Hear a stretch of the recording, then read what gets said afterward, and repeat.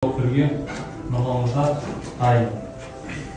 Қазақи құндылық туралы сабақ түзет. Көңілі тоқтығын күзетіп жүрген құрметті сарбаздар, сіздердің осы жүздеріңіз тыныштықтың арқасында, мемлекетіміздің осы тыныштықтың арқасында, басқасын айтпай ақ қояйын, мешітте спокойно намаз оқуымыздың арқасы сіздердің арқаларыңыз.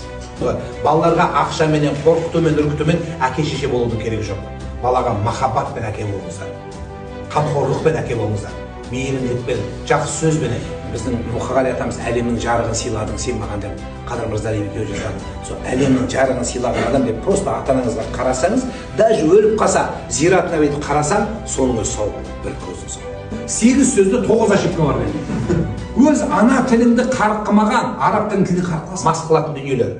Одан кейін барып ақылдан кетіретін дүниелер. Соның ішінде наркотик бәрі соның ішінде. Искеу, салу, айырмашылығы жоқ. Мемлекеттің де, өмірдің де, семьяда да бір тәртіптің болуының маңызды дүние. Қазақтың әлі шығатын жері, ары, намысы биік болуға сенем. Ер азаматтар, ер азаматшылық болсын, маған да осы сіздердің бір ауыз жылы сөздеріңізге мұқтаж отырған жандарыңыз бар. Аман болсын бәрі, мемлекетіміз тыныш болсын, жақсылықтар болыңыздар, бақытты болыңыздар. Рахмет.